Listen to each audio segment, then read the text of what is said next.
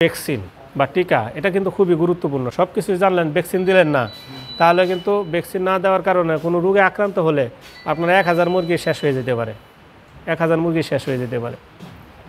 তো যারা দেশি মুরগি লালন পালন করবেন, দেশি মুরগিও এখন কিন্তু বাণিজ্যিক ভিত্তিতে অনেকে লালন পালন করে, অনেকে 500 মুরগি 1000 মুরগি দেশি মুরগি লালন পালন করে।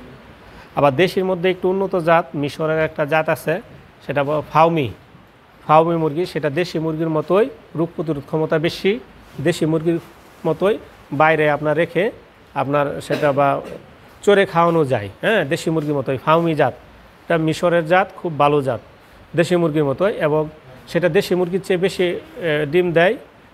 সেটা প্রায় বছরে 150 থেকে 180টা ডিম দেয়।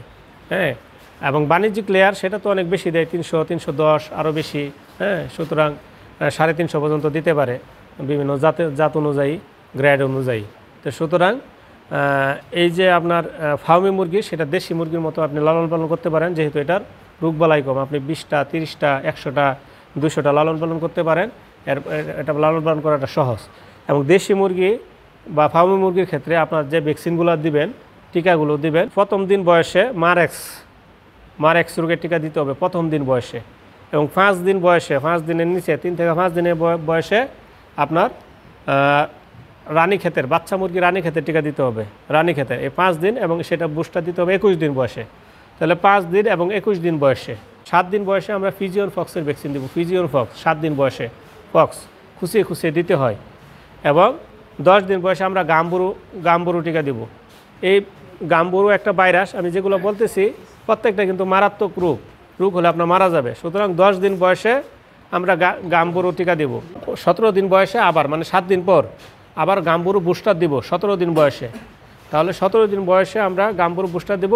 আবার 21 দিন বয়সে বললাম যে বাচ্চা মুরগি রানীক্ষেত এই টিকাটা দেব।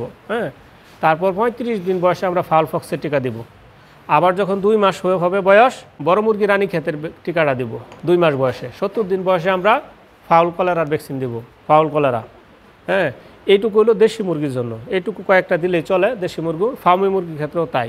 কিন্তু আপনি যদি একটু সংখ্যাটা বেশি থাকে, আপনার যদি আর একটু নিরাপত্তা চান, তাহলে আপনি সেখানে এভিয়ান ইনফ্লুয়েঞ্জা বা ব্লাড ফ্লু টিকাটাও দিতে হবে। কারণ ব্লাড ফ্লু টিকা আপনাকে দিতে হবে যদি বেশি মুরগি থাকে।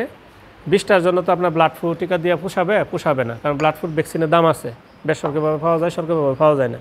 সুতরাং আপনার 500 বা 1000 বেশি হলে আপনার ব্লাড ফ্লু টিকা দিতে হবে, এভিয়ান ইনফ্লুয়েঞ্জার টিকা দিতে হবে। তাছাড়া আপনি যদি বেশি থাকে, আপনি ইচ্ছা করলে করাইজা, সালমোনেলা এগুলো ভ্যাকসিন দিলেন।